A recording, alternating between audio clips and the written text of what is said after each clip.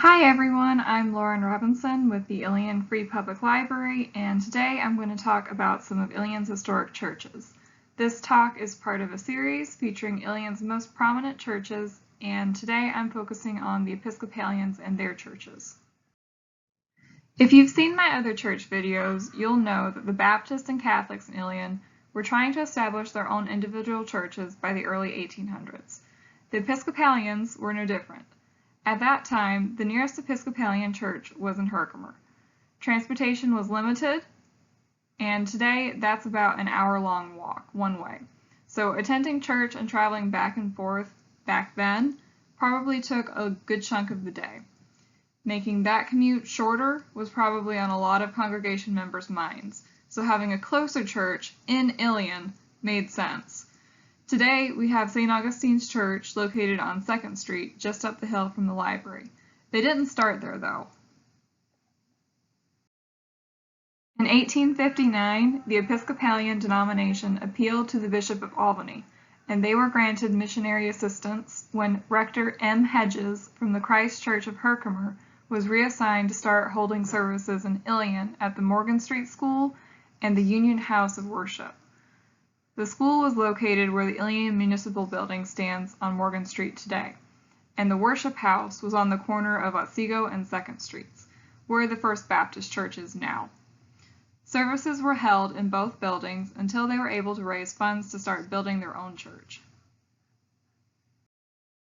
In 1867, they laid the foundation for Ilion's first Episcopal church on a plot of donated land located on the corner of North and Central Streets. This was in North Ilion, somewhere around the area where Sorrento's Pizza and Melfi's Shoe Store are now.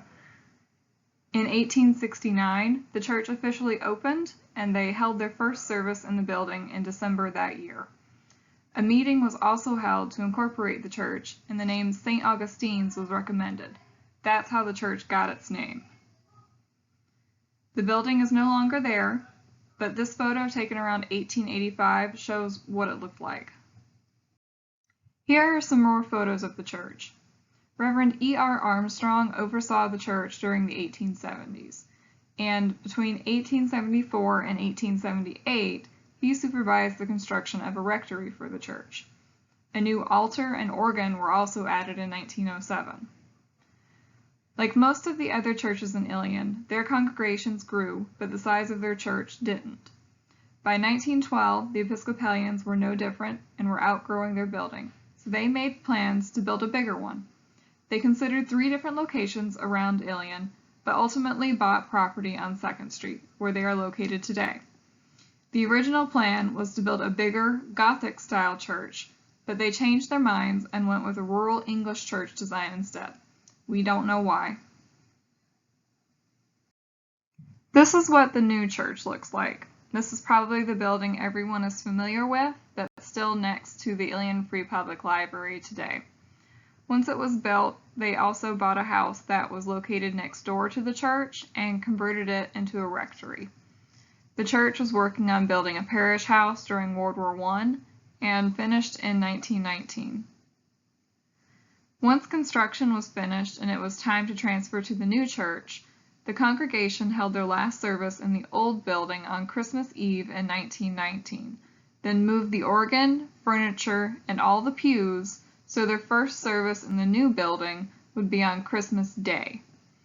The old church building on the corner of North and Central was eventually sold to the Library Bureau, which offered services and made supplies and library furniture like card catalog cabinets for libraries. A year later, in 1920, the new church's crypt was used for the first time, and by 1926 the mortgage was paid off and the Episcopalians began fundraising to build something called an accumulative building.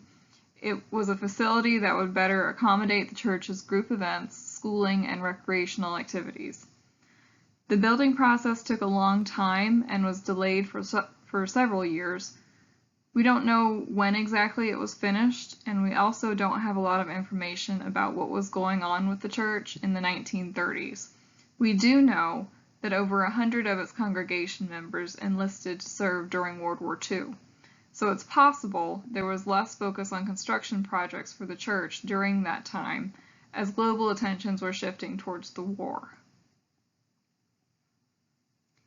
In the early 1940s, the church marked its 75th anniversary. By 1948, the rose window, organ, and furniture were all replaced, and by May of 1957, they bought a new rectory to replace the old one. The old rectory was demolished, and that area where it stood was turned into more parking space for the church. It likely came in handy a decade later in 1967, as the Episcopal Church located in Frankfurt, which was called St. Albans, closed and merged with St. Augustine's. The two churches were sharing the same rectors at that time, so closing St. Albans just consolidated the services and the congregation into a single location in Ilion. In 1969, the Episcopalians marked their 100th anniversary since the establishment of their first church in Ilion. The organ was updated again in 1994, and they just recently celebrated the 150th anniversary of their first Christmas Mass in 2019. So that's the story and timeline of events that we know about how Episcopalian worship started in Ilion and how their church has developed over time. So thanks for listening. I hope you all enjoyed the history talk and are all staying safe and healthy right now. If anyone has any questions or wants to know more about the history of Ilion, be sure to let us know on social media. You can follow the Ilion Free Public Library on Facebook, call us, or email your questions to ilionhistory@midyork.org.